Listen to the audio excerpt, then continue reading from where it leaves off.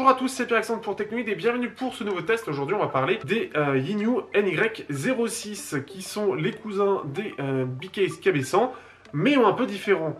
Et on va le voir dans le test, et notamment, je remercie entre guillemets Prime Audio, puisque eux ont fait le test des deux, et ça m'a pas aidé à avoir un petit peu plus clair entre les deux et vous dire vraiment qu'ils sont différents dans la réalité. Avant de passer au petit clip et au test, je tiens à vous parler de deux câbles que j'ai eu en même temps. Un câble qui vaut 50 €, sachant que les NY06 coûtent le même prix. Donc avec ce côté thermoformé, ils ont une qualité de câble, c'est des câbles très épais. Il y a 8 filaments, 8 fils qui sont là, tressés. Et c'est résistant. On a un jack qui est totalement en métal, plaqué or aussi bien sûr sur le jack, ce qui est logique. Vous avez donc la connexion de pin, mais vous avez le choix entre du MMCX, etc. Ce qui fait que c'est un câble en tout cas utile sur les CCA C16, puisque je permets d'avoir des basses un peu plus profondes. J'en ai un peu plus par là. J'ai un peu plus d'aigus par là, donc clairement ça me permet d'avoir un spectre plus large.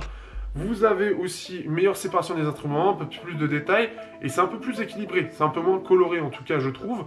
Ce qui fait que en tout cas j'ai trouvé mon compte. Est-ce que ça vaut 50 €? Je ne connais pas assez les câbles, ce qui fait que je pourrais pas vous dire, mais en tout cas ça me permet de me lancer là-dedans et voir si réellement c'est un intérêt. Si 50 € bien sûr c'est trop cher pour vous, ce que je peux comprendre, vous avez aussi d'autres choix. Vous avez aussi ce câble-là qui coûte 20 €, n'est pas thermoformé, donc ce qui fait que je les ai mis sur les 4ZDS7 personnellement, mes deux meilleures paires. Et donc vous avez ce côté tressé. Donc pareil, vous avez un côté très premium, le câble est vraiment très premium, il est très épais.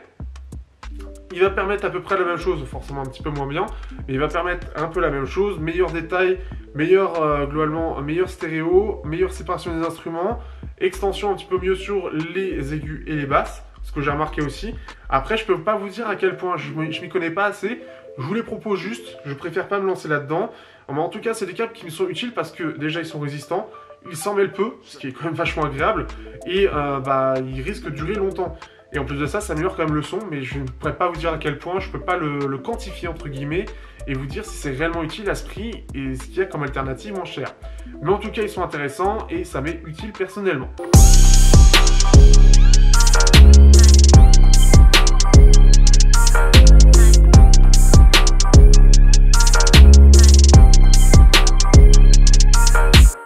On peut passer au test avec les NY06, donc ce qui fait qu'au niveau du design, on va faire simple, ça ressemble pas mal à une goutte d'eau. Ce qui est un petit peu dommage au final, c'est la connexion de pin.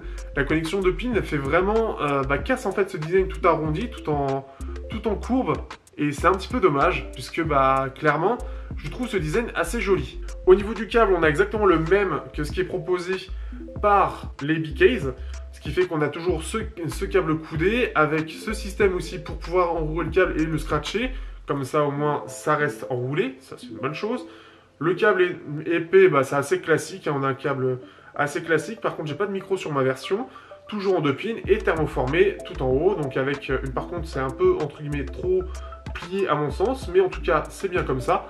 C'est parfaitement agréable. Il s'en mêle un peu facilement, mais bon, c'est normal, il est un peu fin. En tout cas, il est assez correct et ce que j'apprécie, c'est le scratch qui permet vraiment de garder le fil enroulé et ne pas faire de nœuds ou quoi que ce soit, de ne pas les emmêler. Donc ça, c'est une bonne chose. Au niveau du son, on va le dire tout de suite, c'est une signature sombre. Il faut savoir que donc ils sont assez proches des KB100, c'est du triple driver. Donc un driver plus deux armatures équilibrées. Et en fait, Yinyu a demandé des réglages un peu différents, notamment au niveau des hauts médiums, de les mettre un peu moins haut. Donc ils ont demandé quelques décibels de moins, et ce qui fait que ça change la signature. Alors apparemment c'est mieux puisque ça permet des aigus moins agressifs par rapport au KB100, donc ça c'est quelque chose d'agréable.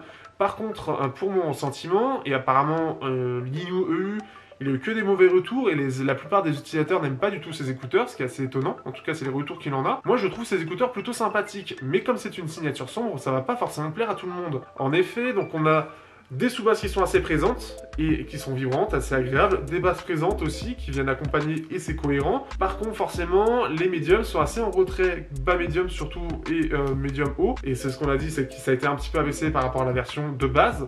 Et ce qui fait que clairement les voix sont un peu plus graves que la normale. C'est pas autant que les Z5000 qui ont quelque chose de vraiment, c'est beaucoup trop grave. Les sous-basses ne s'invitent pas aussi dans les voix, donc ça c'est quand même assez agréable. Ça reste vraiment dans la partie basse et les médiums sont juste des médiums qui sont en retrait avec forcément un petit peu plus de côté chaud, un côté très chaud sur les voix. trop chaud, un poil trop chaud à mon avis. Ce qui fait que ça dénature quand même un petit peu les voix notamment, mais après pour tout le reste ça passe plutôt bien.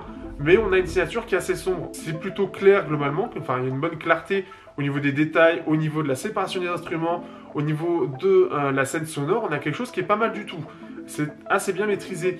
Mais comme les aigus et les médiums sont un peu en retrait par rapport au reste, cette signature sombre va s'en ressentir sur notamment les voix.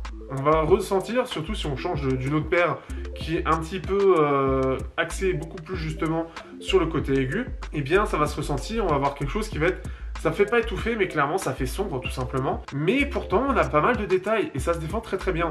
Donc ce qui fait que pour moi en tout cas je n'ai pas de souci avec cette paire là. C'est juste qu'il faut apprécier les signatures sombres. Ce qui peut en plaire à certains qui n'aiment pas forcément les aigus trop présents, ou d'autres qui justement préfèrent ça parce que c'est plus doux aux oreilles et parce que vous préférez une signature très chaude. Mais ce qui est bien c'est que c'est vraiment maîtrisé entre les basses qui restent vraiment à leur place, des médiums qui sont donc assez sombres mais qui sont plutôt clairs, ce qui fait qu'on a des voix très intelligibles, donc ça c'est plutôt cool, et des aigus qui sont un peu en retrait aussi, comme je l'ai dit. Clairement, ça se sent face au CCAC16, mais il se défend plutôt bien, et on est dans la bonne moyenne des intras réussis à 50 €. Voilà un petit peu. Au niveau de l'isolation, c'est plutôt correct, c'est dans la bonne moyenne, sans exceller non plus, donc ce qui fait que forcément vous entendrez un petit peu, mais ça se défend plutôt bien. C'est mieux que les Yinghu V2 qui eux sont vraiment pas très isolés, mais vous devriez apprécier pour ceux qui l'auront, donc ce sera tout à fait correct. Donc, globalement, voilà, si ça vous intéresse, c'est des intras qui sont pas mal du tout, qui sont confortables, qui sont en plus de ça avec un câble, avec le petit scratch, c'est le petit bonus sympathique. Vous avez quand même de quoi changer les embouts pour ceux qui ont des petites oreilles. Si vous aimez des bonnes sous-basses avec une signature sombre, vous devriez apprécier. Globalement, c'est quelque chose que je recommande, voilà, pour ces gens-là. Et pas de souci en tout cas de mon côté, c'est quelque chose que j'apprécie, c'est parce que j'utiliserai tous les jours. J'aime bien un côté un petit peu neutre aujourd'hui, mais ils sont clairement pas mauvais et ça me dérangerait pas du tout d'utiliser ces écouteurs dans la vie de tous les jours.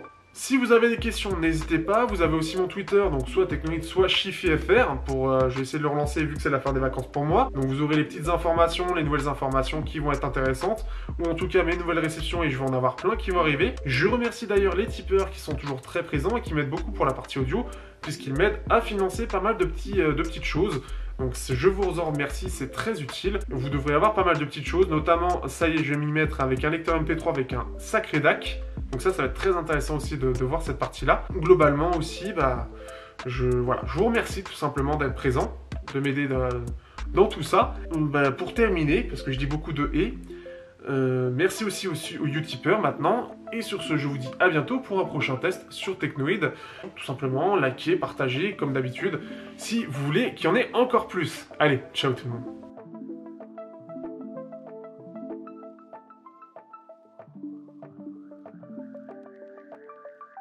Check it.